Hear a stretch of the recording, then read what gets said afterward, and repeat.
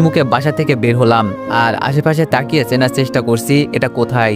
একটা ছেলে আমাকে ধমক দিয়ে বলল তাড়াতাড়ি চোখ বন্ধ করতে, আর আমাকে যেন চোখ বেঁধে আবার আগের জায়গায় রেখে আসে। সাথে সাথে একটা ছেলে আমার কাছে এসে চোখ বেঁধে দিল।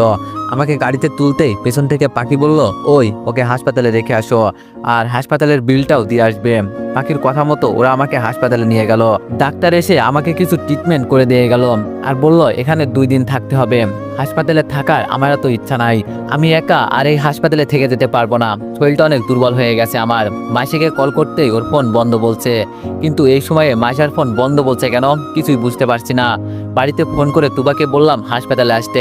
একটু পর তুবাও চলে আসলো। তুবাকে ধরে বাসার উদ্দেশ্যে যেতে লাগলাম। রাস্তায় তুবা প্রশ্ন করলো আমার এই অবস্থা কি করে হয়েছে। আমি আস্তে করে বললাম আগে আমাকে বাসায় নিয়ে যা, পরে বলবো, আর আম্মু জানো এসব কিছুই টের না পাই, এটা মাথায় রাখিস। তুবা বলল কিন্তু ভাইয়া আম্মু যদি তোর কাছে। আমি বললাম আমি দেখে নিব, তোর এইসব চিন্তা করতে হবে না। বাসায় ঢুকতেই তুবা বলল তোর আম্মুকে নিয়ে চিন্তা করতে হবে না, আম্মু ওই পাশের বাসায় গেছে, সে তো এসে ডেকে নিয়ে গেছে আড্ডা দেওয়ার জন্য। আমি বললাম যাক তাহলে ভালোই হয়েছে। তুবা বলল আচ্ছা ভাইয়া তোর এই অবস্থায় কি করে হলো। আমি বললাম কপাল খারাপ থাকলে যা হয় আর কি, তুই এক কাজ কর মাইশাকে ফোন করে তাড়াতাড়ি আসতে বলতো। তুবা বলল আচ্ছা ভাইয়া বলছি। রুমে গিয়ে শুয়ে পড়লাম। যেই জিনিসটা থেকে আমি একটু দূরে থাকতে চাই সেই জিনিসটাই বারবার ঘুরে ফিরে আমার কাছেই আসতে চাই। বুঝি না শুধু আমার সাথে কেন এমন হয়। পালিয়ে এসে বড় ভুল করেছে আমি নাকি? বাঁচতে হলে তো বাঁচার মতোই বাঁচতে হবে নাকি? কিন্তু একটা বিষয় আমার মাথায় ঢুকছে না, মিতুকে ওখানে নিয়ে গেল কে? আচ্ছা মিতু এই বাসা থেকে বের হয়েছে মাইশা যাওয়ার আধা ঘন্টা আগে, আর মাইশা গেল আধা ঘন্টা পরে। মাত্র আধা ঘন্টার ব্যবধানে মিতু ওখানে কিভাবে চলে গেল? হতে পারে এটা মাইশা নামে পাখির কাজ। তাহলে পাখি আর মাইশা দুজনেই এক। আর ওইদিকে পাখি বলল মাইশা নাকি অফিসের ভিতরে আছে। শহরে আসছিলাম একটু ওদের হাত থেকে বাঁচার জন্য, কিন্তু বাঁচতে গিয়েও বাঁচতে পারলাম না। ওদের নেটওয়ার্ক খুব বড়, সব জায়গায় ওদের লোক আছে। হঠাৎ করে কারো আসার শব্দ পেলাম, সামনে তাকিয়ে দেখি মাইশা অফিসের পোশাকে সরাসরি এখানে চলে আসছে। তার মানে মাইশা কি এতক্ষণ অফিসেই ছিল? তাহলে পাখির কথাই ঠিক ছিল। মাইশা আমার এই অবস্থা দেখে কান্না করতে শুরু করলো। বলছে আমার এই অবস্থা কি করলো। শোয়া থেকে উঠে মাইশার মাথায় হাত দিয়ে বললাম কান্না করো না মাইশা, কিছু হয় নাই। মাইশা বলল কান্না করবো না মানে? আমার শার্ট খুলে বলল সত্যি করে বলো তোমার এই অবস্থা কে করলো? আর এটা? আমি বললাম আমার বুকেও যে আঘাত আছে তুমি এটা কিভাবে জানো? মাইশা আমার কথা শুনে কান্না বন্ধ করে একটু চুপ করলো, আবার বলা শুরু করলো যে কেউ দেখে বুঝে ফেলবে যে তোমার বুকে আঘাত আছে। এমন বোকার মতো কেন প্রশ্ন করো তুমি? আর তোমার এই অবস্থা কে করলো আমাকে শুধু একবার বলো। আমি বললাম তুবা তুই একটু বাইরে যা তো। তুবা আমার কথা শুনে মুখ বাঁকিয়ে বাইরে চলে গেল।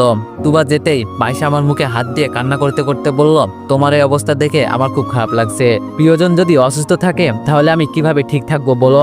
ওই বলো না কি করছে তোমার এই অবস্থা, আমি ওকে ছাড়বো না। হাত দিয়ে মাইশার চোখের পানি মুছে বললাম আরে পাগলি এই জন্য কান্না করতে হয়? আচ্ছা তুমি কি আমাকে মৃত্যুর মতো মাঝপথে রেখে একা চলে যাবে না তো?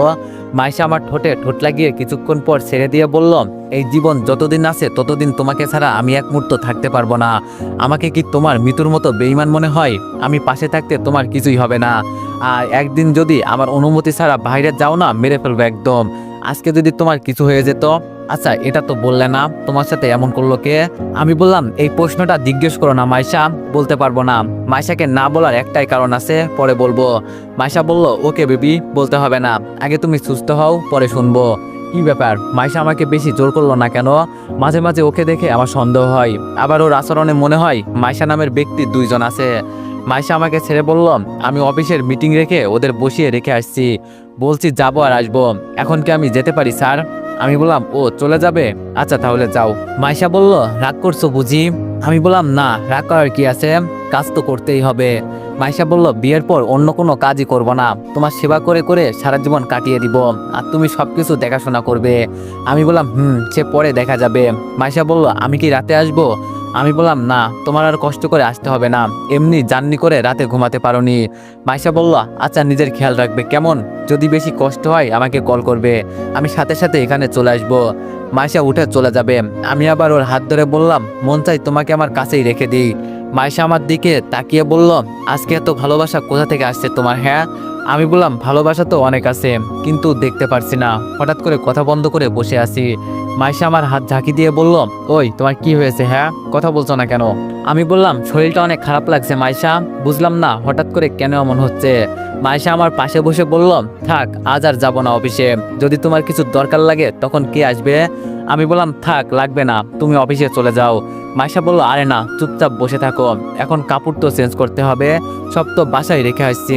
আমি হাসি দিয়ে বললাম আমার শার্ট প্যান্ট পরে ফেলো, ভালো দেখাবে, নইলে তোমার কাছ থেকে কাপড় নিয়ে পড়ো। মাইশা আমার গালে একটা কিস দিয়ে বলল আমি তো এখন আমার স্বামীর বাড়িতে, তাই তোমার কাপড় পরাই আমার কাছে বেস্ট হবে। মাইশা আমার শার্ট প্যান্ট নিয়ে ওয়াশরুমে চলে গেল। ভাবলাম মাইশার ফোনটা একটু চেকিং করে দেখি, ও কি সত্যি পাখি নাকি মাইশা। কিন্তু এই মুহূর্তে আমার ফোন বাজতে লাগলো। ভাবলাম এখন আবার কে কল করলো, সবাই তো এখন আমাদের বাসায় আছে। ফোন রিসিভ করতেই ওপাশ থেকে চিকন কণ্ঠে আওয়াজ আসলো, আমি কি সঠিক নম্বরে কল দিয়েছি কিনা। আমিও মজা করে বললাম যদি নাম না বলেন আর বলেন যদি আমি সঠিক নম্বরে কল দিয়েছি কিনা, তাহলে কি আপনি জানতে পারবেন রং নম্বরে কল দিয়েছেন নাকি সঠিক নম্বরে কল দিয়েছেন। মেয়েটি বলল ও তাই তো, আচ্ছা সরি, আপনি দীপু তাই না। আমি বললাম সঠিক জায়গায় কল এসেছে, কিন্তু আপনাকে তো চিনলাম না আপু। মেয়েটি বলল মাইশাকে তো চিনেন। আমি বললাম মাইশা আমার হবু আইব, ওকে চিনব না মানে। মেয়েটি বলল আমি মাইশার বেস্ট ফ্রেন্ড, আর আজকে সকালে আপনাকে হেল্প করে গেলাম, ভুলে গেছেন নাকি। আমি বললাম আমি যদি ভুল না করি তাহলে আপনি পুলিশ ম্যাম। মেয়েটি বলল আমি কল দিয়েছি। আমি বললাম ও আচ্ছা, তা কোনো দরকার আছে ম্যাম। মেয়েটি বলল ম্যাম বলতে হবে না, আমার নাম ধরে বলতে পারেন, আমার নাম দৃষ্টি। আমি বললাম কিন্তু আপনি একজন থানার ওসি কিভাবে। দৃষ্টি বলল মাইশা আমার বেস্ট ফ্রেন্ড ছিল, সেই হিসাবে নাম ধরে বলবেন, সমস্যা নেই। আচ্ছা যেই জন্য ফোন করা। আমি বললাম বলেন। দৃষ্টি বলল আমার সাথে থানায় এসে একটু দেখা করতে পারবেন। আমি বললাম এই মুহূর্তে পারবো না, আমি একটু অসুস্থ। দৃষ্টি বলল আমি সব জানি আপনি অসুস্থ, তবে ইমার্জেন্সি ভাবে আমার সাথে একটু দেখা করতে হবে, প্লিজ না করবেন না। আমি বললাম এখন তো মাইশা বাসায় আছে, মাইশাকে নিয়ে আসবো নাকি। দৃষ্টি বলল মাইশা আপনার সাথে আছে। আমি বললাম না, ও আশ্রমে কাপড় চেঞ্জ করছে। দৃষ্টি বলল সাবধান, আমি যে আপনার সাথে কথা বলছি মাইশাকে একদম কিছুই বলবেন না, আর ও যেন একটুও কোনো কিছু টের না পাই। আমি বললাম কেন, জানতে পারি। দৃষ্টি বলল বলবো।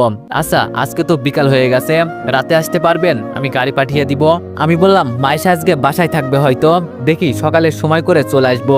দৃষ্টি বলল ওকে ঠিক আছে, আর এখন সবকিছু আপনার উপর নির্ভর করছে, এজন্য মাইশাকে কোনো কিছুই জানতে দিবেন না। আমি বললাম বিষয়টা কি আমি জানতে পারি। আমি বললাম সব বলবো, চিন্তা করবেন না, শুধু আমার সাথে একটু দেখা করেন। আমি বললাম আচ্ছা বাই দৃষ্টি ম্যাম।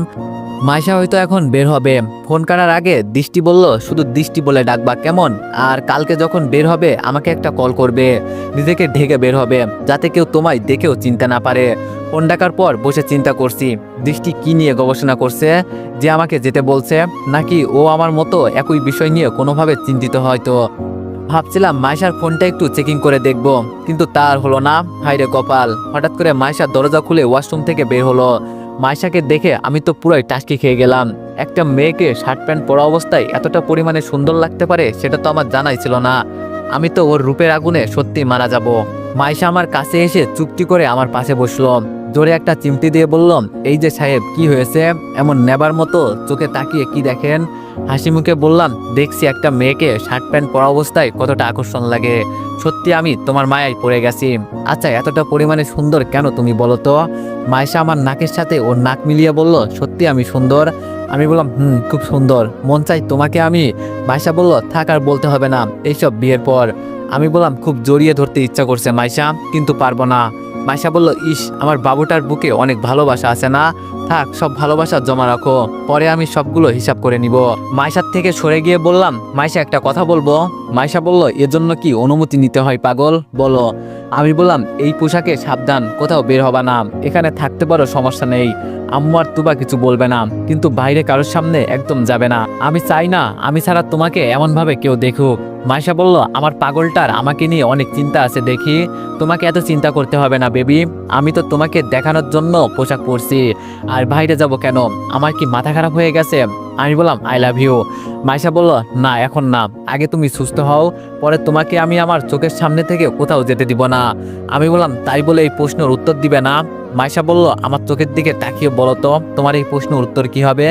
আমি বললাম বুঝছি, আচ্ছা আমার জন্য এক কাপ চা বানিয়ে আনতে পারবে। মাইশা বলল কিন্তু আমি তো কখনো রান্না করিনি। আমি বললাম বড়লোক মেয়েদের এই একটাই স্বভাব, তারা রান্না করতে পারে না, কিন্তু আমার বউ হতে হলে সব গুণ থাকতে হবে বুঝলে। আমি তোমাকে ডেকে বলছি ওর সাথে গিয়ে শিখবে। মাইশা বলল তোমার জন্য আমি সবকিছু করতে রাজি আছি। আমি বললাম সে তো আমি জানি, আর উন্না নিয়ে যাও সাথে, এভাবে যাবে না একদম। মাইশা দাঁড়িয়ে যেতে যেতে বলল, এতটা পরিমাণে ভালোবাসো আমাকে, আমি তো ভাবতাম কোনোদিনই তোমার ভালোবাসা পাবো না। কিন্তু একটা কথা কি জানো বেবি, এতটা পরিমাণের ভালোবাসা কখনো ঠিক না, হয়তো আমাদের ক্ষেত্রেও তাই হবে। একসময় তুমি আর আমি আলাদা হয়েও যেতে পারি, তবে আমি সবসময় তোমাকেই চাই আর চাইবো। আমার পাপের শাস্তি হয়তো এই পর্যন্ত বলে মাইশা চলে গেল, আর কোনো কথা বলল না। তবে মাইশার লাস্টের বলা কথাগুলো আমার কানে এখনো বাজছে। ও এমন করে বললো কেন, আমার মাথায় তো কিছুই ঢুকছে না। আরও আলাদা হয়ে যাবে বলতে কি বোঝালো? আরে ধুর, মাইশা আমাকে ভয় দেখাচ্ছে আর আমিও ভয় পেয়ে গেলাম। কতটা বোকা আমি, হ্যাঁ। একটু পর মাইশা চায়ের কাপ হাতে নিয়ে বলল, এখন খেয়ে দেখো তো কেমন হয়েছে। তা অল্প একটু খেয়েই বুঝে গেলাম এটা তুবা তৈরি করেছে। মাইশার দিকে তাকিয়ে বললাম, চা তো তুমি তৈরি করো নাই, তুবা বানিয়ে দিয়েছে না? মাইশা বলল, তুমি বুঝলে কি করে? আমি বললাম, আমি প্রতিদিনই ওর হাতে চা খাই, আর তুমি কি কিছু শিখতে পারলে? মাইশা বলল, শিখেছি, শুধু আগুন জ্বালানো। মাইশার মাথায় টুকা দিয়ে বললাম, এটাই তো আজকের জন্য অনেক। যখনই সময় পাবে আম্মুর কাছে এসে রান্না করা শিখবে, পারবে না? মাইশা বলল, পারবো না কেন? আমি বললাম, মাইশা, আম্মু আসলে আম্মুকে একটু 2 পাঁচ বুঝিয়ে দিও, নইলে আম্মু এসে আবার কান্না করা শুরু করবে। মাইশা বলল, আচ্ছা, এ নিয়ে তোমাকে চিন্তা করতে হবে না। এখন কি আরো কিছু খাবে? আমি বললাম, না, আমি আর খাবো না, তুমি গিয়ে খাও, তোমার মুখটা এমনি শুকিয়ে গেছে, যাও তুবার তুমি কিছু খেয়ে নাও। মাইশা বলল, একা একা থাকতে পারবে? আমি বললাম, আরে পাগলি, আমার চিন্তা করতে হবে না, যাও। মাইশা বলল, তুমি এত কিউট কেন বলো তো, তোমাকে দেখলেই মন চাই। আমি বললাম, কি করতে মন চাই মাইশা? মাইশা বলল, কিছু না, আচ্ছা তুমি থাকো। আমি মাইশার কথা শুনে মুস্কি মুস্কি হাসতে লাগলাম। মাইশা চলে যাওয়ার পর কিছুক্ষণ বসে বসে গেম খেললাম। আম্মু আসার পর 2 পাঁচ বুঝিয়ে দিলাম, বললাম অ্যাক্সিডেন্ট হয়েছিল, তাই এমন হয়েছে। রাতে মাইশাকে বললাম তোমার সাথে থাকতে, আর বললাম যদি সমস্যা হয় ডেকে নিব, এমনি আমার বুকের মাঝে সমস্যা, যদি মাইশা একবার জড়িয়ে ধরে না আমার জীবন শেষ, এজন্য ওকে তোমার সাথে থাকতে বললাম। সকালে রুমে শুয়ে আসি, মাইশা এসে আমাকে বলল তাড়াতাড়ি ফ্রেশ হয়ে নিতে, ও আমাকে নাস্তা খাইয়ে নাকি আবার অফিসে চলে যাবে। আমিও ঘুম ঘুম চোখে ওয়াশরুমে ঢুকে ফ্রেশ হয়ে নিলাম। বের হয়ে বিছানায় বসতেই মাইশা নাস্তা হাতে রুমে ঢুকে বলল, এতটা বেলা হয়ে গেছে, এত দেরিতে ঘুম থেকে উঠলে চলবে না, আরো আগে উঠতে হবে। আমি বললাম, কি করব বলো, রাতে একটু ব্যথা করছিল, এজন্য দেরিতে ঘুমাতে হয়েছে। মাইশা বলল, আমাকে তো বললে না, এখন তোমার কেমন লাগছে? আমি বললাম, এই তো মোটামুটি ভালো। মাইশা আমার মুখে খাবার তুলে দিয়ে বলল, এখন খেয়ে নাও, পরে কথা বলবো। আমি বললাম, তুমি খেয়েছো? মাইশা বলল, আম্মু আমাকে জোর করে খাইয়ে দিছে, ভাবছিলাম তোমার সাথে খাবো। আমি বললাম, ভালো করছে। খেতে খেতে মাইশা প্রশ্ন করলাম, আর মাত্র 2 দিন? আমি বললাম, আর মাত্র 2 দিন কিসের মাইশা? মাইশা বলল, মনে করে দেখো, তুমি ভুলে গেছো না? আমি বললাম, ও হ্যাঁ, মনে পড়ছে, শুক্রবারে তো আমাদের বিয়ে। মাইশা একটু লজ্জার ভাব করে বললাম, আমরা একটা পবিত্র বন্ধনে যুক্ত হয়ে যাব, এটা ভেবেই আমার খুব ভালো লাগছে। আমি বললাম, জানো মাইশা, আমারও খুব ভালো লাগছে, তোমার মতো একটা মেয়ে আমার বউ হবে, এটা তো আমার ভাগ্যের বিষয়। মাইশা বলল, এভাবে বলবেন না, আমার লজ্জা লাগে। আচ্ছা, এখন কি আমি তাহলে যেতে পারি? আমি বললাম, যাও, আর কোনো ছেলের দিকে একদম তাকাবে না, কেমন? মাইশা আমার ঠোঁটে কিস করে বললাম, আমি জানি তো আমার বেবি আমাকে কতটা ভালোবাসে, আর আমার জন্য কতটা চিন্তা করে, এত চিন্তা করতে হবে না, তুমি ছাড়া আমার এই মনে কেউ নেই, আর যদি কোনো কিছু দরকার হয় আমাকে বলবে, কেমন? আমার অনুমতি ছাড়া একদম বাইরে কোথাও যাবে না, যদি একবার আমাকে না বলে কোথাও যাও না, পরে দেখতে পারবে। আমি বললাম, আচ্ছা যাও, কথা দিলাম, এখন তো খুশি? মাইশা বলল, খুব খুশি। আচ্ছা তাহলে আমি আসি। আমি বললাম, মন তো চাই তোমাকে চোখের সামনে বসিয়ে রাখি। মাইশা যেতে যেতে বলল, পাগল প্রেমিক আমার। মাইশা চলে যাওয়ার পর দৃষ্টিকে ফোন করে বললাম গাড়ি পাঠাতে। আম্মু আর তুবাকে জোরে ডাক দিয়ে বললাম এখানে আসতে। আম্মু ঝালমুড়ি হাতে আমার পাশে এসে বসলো, হয়তো মাইশা বানিয়ে দিয়ে গেছে, ও এগুলো খুব পারে, যত আজে বাজে জিনিস সবও ভালো বানাতে পারে। তুবা আমার সামনে দাঁড়িয়ে বলল, ভাইয়া ভাবি বলেছে আজকে থেকে তোর উপর নজর রাখতে, যেন তুই কোথাও না যেতে পারিস। তুবার দিকে তাকিয়ে বললাম, আম্মুকে আমার বিষয়ে সবকিছু বলছিস তো? তুবা বলল, বলছিলাম কিছু কিছু। আমি আম্মুর দিকে তাকিয়ে বললাম, আম্মু, আমার সাথে কেউ একজন গেম খেলছে, ওরা চায় আমার পরিবারের সবাইকে মেরে ফেলতে, শুধু আমার একটা ভুলের কারণে এমন হয়েছে, যদি সেই দিন আমি পালিয়ে না আসতাম তাহলে আমাকে ওরা মেরে ফেলতো। আর চিন্তা করো না, তোমাদের কিছুই হবে না আমি থাকতে।